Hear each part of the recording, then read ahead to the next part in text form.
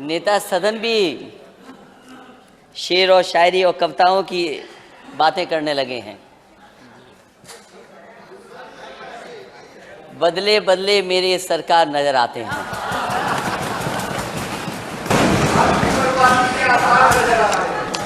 वो आपकी बर्बादी के, वो अगली लाइन थी। मुझे अच्छा लगा कि मैं नेता सदन को जो गाना दे रहा था केवल एक लाइन का, उन्हीं के माननीय सदस्य ने दूसरी लाइन बोल दी। मैं चाहूंगा कि माननीय सदस्य दोबारा वो लाइन बोल दें, क्योंकि मैं तो नेता सदन के वो दूसरी लाइन नहीं बोलूंगा।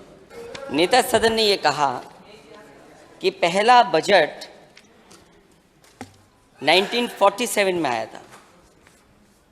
ये बात सही नहीं है। पहला बजट 1952 में आया था। भाजपा सरकार में हत्या नंबर 1 पर है। भाजपा सरकार में दलितों के खिलाफ अपराध में यूपी नंबर 1 है। और ये बिजली के कारखाने आपने नहीं लगाए, और जो जमीन दी गई थी वीवो और ओप्पो के लिए, वो आपकी पॉलिसी के तहत नहीं दी गई, वो समाजवादियों की सरकार की वजह से दी गई। और मैंने तो ये भी स्पष्टीकरण मांगा था, अपने भाषण में कहा कि नोएडा से दिल्ली को जोड़ने वाली मेट्रो किस सरकार की देन है, और मिर्जापुर में सोलर प्लांट जो फ्रांस के राष्ट्रपति आए थे और उद्घाटन हुआ था, वो किस सरकार की देन है। आप कुछ स्पष्टीकरण पूछना चाहते हैं, पूछ लीजिए प्लीज। अध्यक्ष महोदय, और कुछ प्रस्ताव भी माननीय मुख्यमंत्री ने कहा वो भी करना चाहे तो कर दें। अध्यक्ष महोदय, मैं आपका धन्यवाद देता हूं, क्योंकि स्पष्टीकरण तो मैं मांगूंगा, लेकिन इधर माहौल बदल गया है और नेता सदन भी शेर और शायरी और कविताओं की बातें करने लगे हैं। बदले बदले मेरे सरकार नजर आते हैं।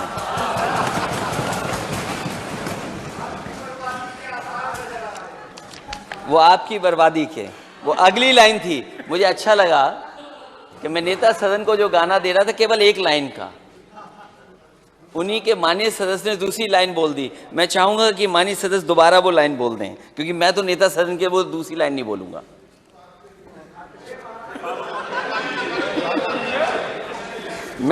मैं नेता सदन के लिए वो दूसरी लाइन कैसे पढ़ सकता हूं। मैं तो कह रहा हूं कि बदले बदले मेरे सरकार नजर आते हैं। वो दूसरी लाइन नहीं बोलेंगे। अध्यक्ष महोदय, नेता सदन ने यह कहा कि पहला बजट 1947 में आया था। ये बात सही नहीं है। पहला बजट 1952 में आया था। और नेता सदन यहां चर्चा 1947 के बजट की नहीं है। यहां चर्चा होनी है जो आपने पेश किया बजट 22-23 का, और उसकी तुलना 1947 से कैसे हो सकती है, या 16-17 के बाद कैसे हो सकती है। आपको तुलना करनी चाहिए कि जो पिछले 5 साल जो आपको मिले, क्योंकि आपकी कंटिन्यूटी की सरकार है। ये कंटिन्यूटी की सरकार है कि जो 5 साल काम करती आई, 5 साल फिर मौका मिल रहा है सरकार को। जो गैप है अनाउंसमेंट में, जो बजट अनाउंसमेंट में जो गैप है, और जो एक्चुअल एक्सपेंडिचर हुआ है, वो गैप क्यों है। वो विभागों की कैपेसिटी नहीं थी क्या? इतने मंत्री जो थे वहां पर, वो खर्च नहीं कर पा रहे थे। मुझे तो लगता है नेता सदन, क्योंकि मंत्री लोग विभागों का बजट नहीं खर्च कर पाए थे, इसीलिए आज वो मंत्री नहीं है।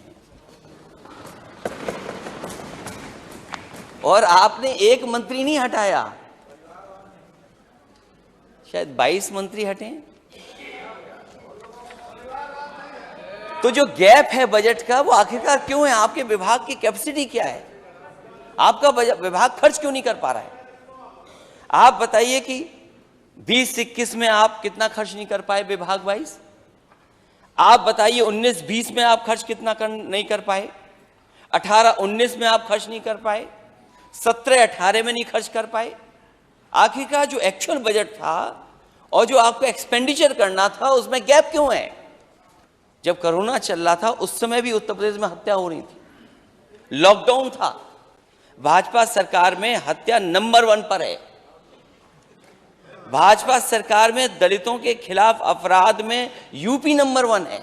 मैं नेता सदन से और सरकार से जानना चाहूंगा कि नमामि गंगा के बारे में बहुत सारी बातें रखी गई हैं। जो लोग काली नदी को देखते होंगे वो जानते होंगे कि काली नदी किस रूप में बह रही है। जो हिंडन नदी के आसपास रहते होंगे वो जानते होंगे कि हिंडन नदी किस रूप में बह रही है। जो यमुना नदी है, जो यमुना नदी को देखते होंगे वो जानते होंगे कैसी बह रही है। और जो कानपुर के लोग हैं वो जानते होंगे पांडु नदी और गंगा कैसी बह रही है। और पैरामीटर दूर देखने नहीं जाने हमें, वो साइंटिफिक लैब से तो बाद में आएंगे आखिरी। लेकिन अध्यक्ष महोदय, नेता सदन आपके ही मंत्री वहां गए थे, जितना मछली लेके गए थे, मां गंगा में जैसे ही उन्होंने डाली सब मछलियां मर गई उसमें। तो ऐसा तो हो नहीं सकता। स्पष्टीकरण क्या है? स्पष्टीकरण ये है कि उस पानी का बीओडी क्या है, उस पानी की पीएच क्या है, उस पानी में डिसॉल्व ऑक्सीजन क्या है। क्या ये पैरामीटर बता पाएंगे नेता सदन? और वो याद होना चाहिए कि प्रोफेसर जीडी अग्रवाल 112 दिन भूख हड़ताल पे रहे, उन्होंने जान दे दी। क्या गंगा मां साफ होगी? और आपने बजट रखा है जाने कितना बजट है। आखिरकार वो बजट कहां जा रहा है? तो ये सरकार बताए कि आखिरकार क्या है उसका। अभी बताते। जो बिजली के प्लांट के बारे में बोला नेता सदन ने, एटा में 3x660 super critical thermal plant लग रहा है जी। वो कब तक लग जाएगा?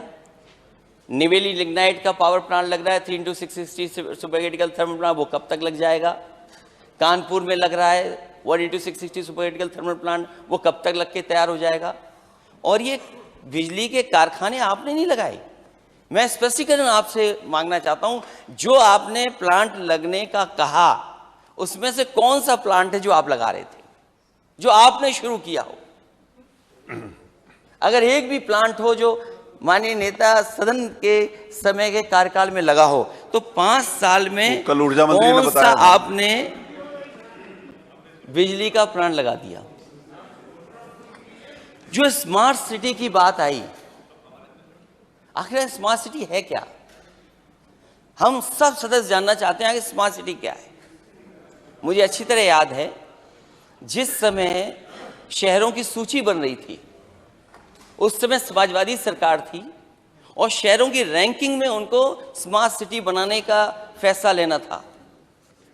मैं ये जानना चाहता हूं कि लखनऊ अगर स्मार्ट सिटी है, कानपुर स्मार्ट सिटी है, तो क्या परिवर्तन आ गया? और फिर अगर ये शहर है तो गोरखपुर कब बन जाएगा स्मार्ट सिटी? कम से कम स्मार्ट सिटी किन पैरामीटर्स में आप बनाने जा रहे हैं, वो तो कम से कम हम लोगों की जानकारी में आ जाए। अब उत्तर आ जाए, अब उत्तर के लिए बुला लें। अगर आप चाहते हैं तो मैं पहले बैठ जाऊं। नहीं, मैं चाहता नहीं, मैं क्योंकि बात आप कुछ स्पष्टीकरण अध्यक्ष महोदय जरूर पूछिए आप, लेकिन स्पष्टीकरण पूछिए। इस पर अभी सबका साथ सबका विकास, आपने डेटा सेंटर की भी बात की कि इन्वेस्टमेंट आने जा रहा है डेटा सेंटर का। वो तो आपने भी कहा था कि डेटा सेंटर आ रहा है। मैं स्पष्टीकरण ये मांगना चाहता हूं, क्या सरकार के पास भी जाति जनगणना का कोई डेटा सेंटर बनेगा?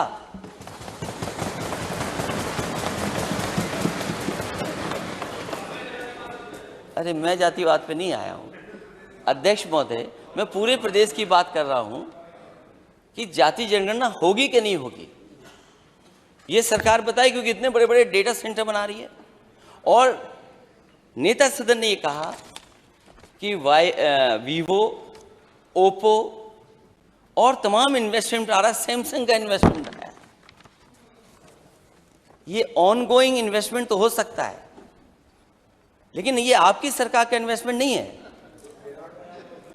आपकी सरकार का इन्वेस्टमेंट नहीं है। ऑनगोइंग तो हो सकता है। फिर मैं कहना चाहता हूं कि पिछली सरकार ने किया हो शुरू, उस सरकार का काम को आप आगे बढ़ा रहे हैं। सैमसंग डिस्प्ले अभी आया है, डिस्प्ले अभी आया। नहीं, मैं तो वो जानता हूं क्योंकि सैमसंग एक्सपेंशन के लिए समाजवादी सरकार ने ज़मीन दी थी, उन्हीं की पॉलिसी के तहत एक्सपेंशन हुआ था। आपकी पॉलिसी के तहत एक्सपेंशन नहीं हुआ है। और जो जमीन दी गई थी वीवो और ओप्पो के लिए, वो आपकी पॉलिसी के तहत नहीं दी गई, वो समाजवादियों की सरकार की वजह से दी गई, उस समय की पॉलिसी की वजह से। और मैंने तो ये भी स्पष्टीकरण मांगा था, अपने भाषण में कहा कि नोएडा से दिल्ली को जोड़ने वाली मेट्रो किस सरकार की देन है, और मिर्जापुर में सोलर प्लांट जो फ्रांस के राष्ट्रपति आए थे और उद्घाटन हुआ था, वो किस सरकार की देन है। और सबसे मुख्य सवाल इस प्रदेश का, आपने अपने पिछले घोषणा पत्र में कहा कि किसानों की आय दोगुनी हो जाएगी 2022 तक। क्या तारीख बदलने से आय दोगुनी हो जाएगी? आप महंगाई देखिए कहां पहुंच गई। जो मंडियों के इंफ्रास्ट्रक्चर के लिए दिल्ली से पैसा आना चाहिए था, मैं नेता सदन से जानना चाहता हूं कि उस इंफ्रास्ट्रक्चर के लिए, मंडी के इंफ्रास्ट्रक्चर को बेहतर करने के लिए आपने बजट में क्या प्रावधान किया है? तो आखिरी सवाल यही है जी, कि जो इंटरेस्ट सब्सिडी मिला करती थी, जिसकी वजह से यूपी में बड़े पैमाने पे कामधेनु डेयरी योजना लगी, पोल्ट्री फार्म्स लगे, क्या सरकार बताएगी कि इनको जो पुरानी स्कीम में इंटरेस्ट सब्सिडी मिलती थी, उस इंटरेस्ट सब्सिडी को बढ़ाएंगे कि नहीं बढ़ाएगी सरकार? क्योंकि सरकार इन्वेस्टमेंट चाहती है, और अगर सरकार इन्वेस्टमेंट चाहती है तो जो पुरानी पॉलिसी के तहत इंटरेस्ट सब्सिडी मिलती थी, क्या उसको बढ़ाएगी सरकार कि नहीं बढ़ाएगी?